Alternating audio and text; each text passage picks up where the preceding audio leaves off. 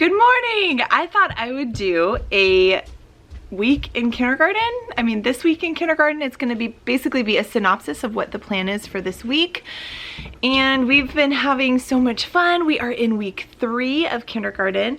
So if you're new to the Kindergarten family, welcome. My name's Elizabeth. I'm a kindergarten teacher in California. I'm glad you're here. Consider hitting that subscribe button to join the family. And we're gonna go ahead and jump into the video. Here we go.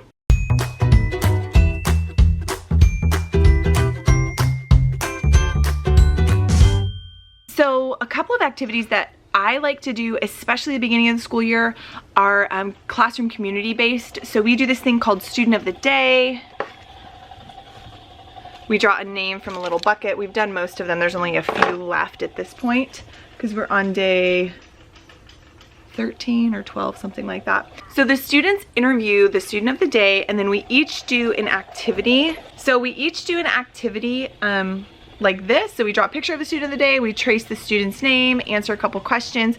So they're working on a few things with that. They are learning the student's name, they're working on tracing, they're working on just identifying their friends, and then getting to know their friends. And then what I do is I staple all those papers together and I send that packet home with the student of the day, and then that student of the day gets to go through that packet at home with mom or dad. So it's a really cool activity. So another thing that we're doing this week is really diving into the curriculum. So we are doing our alphabet studies. We've got our anchor charts. So this week we're working on the letters B and T.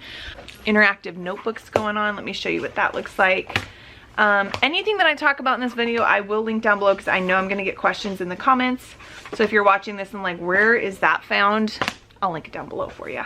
Okay, so I have these little books, and then we are working on our interactive notebook pieces. So these are just little pieces that we glue into our notebooks, and each letter is formatted the same. Like there's 4 little pieces for each letter of the alphabet, and so the students after a while will get into the habit of knowing where they go, how to do it, all of that kind of stuff. Another thing that we've been working on has been Smartboard Phonics, and the kids love this. This is a product that I just came out with actually. Let me just show it to you because it's really cool, I'm not gonna lie, and the kids love it. So Smartboard Phonics is this interactive way to engage your students with phonics concepts. So I'm going to flip you around and show you what it is and how you could use it in your classroom. You don't have to have a smartboard to do it. You could do it on a tablet, you could do it on a touchscreen laptop. It's really easy to do and the kids love it. Okay, so I've hooked my iPad up to my TV using this little iPad Hdmi converter. I'll link one of these down below if you guys want to check that out, but it's a cord linked to my TV, so these are connected. So anything that I do on my iPad, like if I draw a line like that, it shows up on here. Okay, so with this Smartboard Phonics, basically all you do is import the slides. So then what we do is I'll call the students up and we'll do like a letter study basically, and talk about letter formation. We say the letter here, say the name, and then we brainstorm words or names that start with that letter. We go over a path of motion, but then anything that you write on there shows up on the TV. So if I were to rainbow write, and this is what the kids love to do. Oh my goodness, that's so sloppy. But I can call up multiple kids to rainbow write, and then it shows up on there. So the kids have been loving that. Another thing that they've been loving has been the token economy. I really feel like if you emphasize positive, it really shifts your students' mindsets. If all you're doing is pointing out negative stuff, negative behaviors, your kids get in a funk. I really feel like, I really feel like the more positive reinforcements that you have in class, the more it helps your students just be positive and be a good friend and all of that. So we're really working hard this year to have positive reinforcement systems, behavior management systems in the classroom. And I feel like this week I'm seeing it pay off. Like friends are saying things that are just so precious. Things like, wow, you lost your tooth, good job being brave. And they start developing a self-talk that's positive. Okay, another thing that we're loving are these hundreds puzzles. So basically, I just leave this out for them and they're in the process right now of building a picture. So it's actually down here. I have this little bucket, and anytime that I have a student that gets done early, I just say, okay, go put a few numbers on our picture. And right now they're in the process of building a bumblebee, so they love that. The actual flow of the classroom is going really well. The only thing that I feel like I need to work on a little bit are our like supply bins.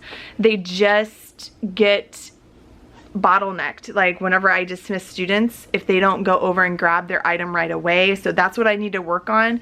I think what I'm gonna do is have them line up here, and then if a friend gets their item, they go around here, and then the other friend goes one at a time, because what's happening is they all just want to crowd in and grab all their stuff, and it just gets a little crazy. We've also started our Write the Room activities. If you don't know what Write the Room is, it is the best activity to get your kids up and moving, in my opinion. I mean, we do a lot of like Go Noodles, fluency and movement activities, but Write the Room is awesome. So around the room are these little cards, and I just use these clear adhesive pockets that I got from Target. And then Dee Dee Wills and I made a Write the Room math and ELA set for kindergarten and for first grade, actually. But we love these activities because all you do is give the response sheet and a clipboard to your students, and they basically go around the room. So like for this one, see how that, can you see it? See how this is the letter D and it's blue? So on their response page, they would color in, they would find the letter D and color it in blue. So they're just working on that, like letter recognition. And so yesterday what I did was I had the lowercase cards and the uppercase response sheet. So they had to match the uppercase and lowercase letters. And then we used our school, like ABCs, I always call them our school tool. So this is one of our school tools. These are ABCs up here. And so then if they found the letter D, lowercase, but they didn't know what the letter D looked like for the uppercase, and I just said, okay, sing your ABCs. Can you guys see that? And then they would sing A, B, C, D, and then when they got to that, then there would be the set there, the upper and lowercase. So that's been fun. All right. You guys, so much fun stuff. What else can I talk about? What else can I show you guys?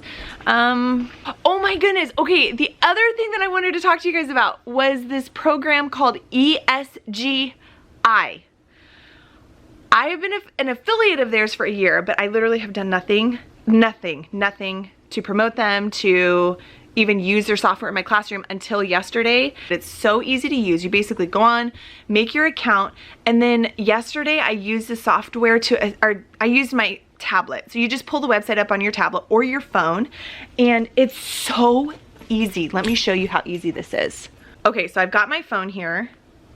I'm going to pull up ESGI one-on-one assessments on my phone. I'm gonna log in. Okay, so I've logged in, and I made like a little test student. Okay, so this is the platform.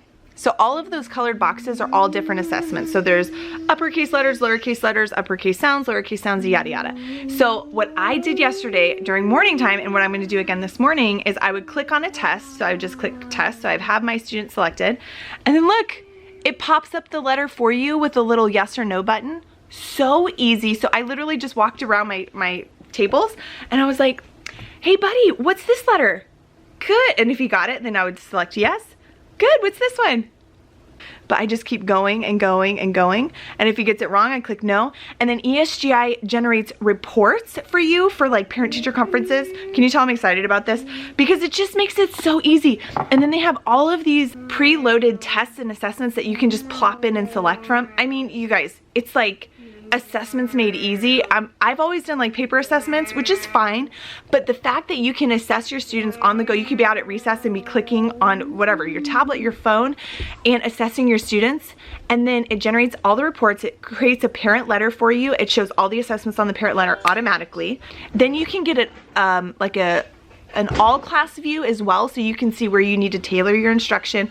I mean, I feel like it's gonna change the way that I instruct. I'm really excited about it. So anyways, I thought I'd mention that. I'll put some links down below if you're interested in checking it out. Anyways, okay, so that's what's going on this week in kindergarten. We've got lots of stuff going on. The students have been doing so good getting into their routines and all the things, and so I'm excited for this year. I really do have a great group of kids.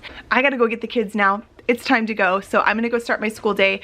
Hope you guys are having a good night or day whenever you're watching this, and I will chat with you guys later. Bye.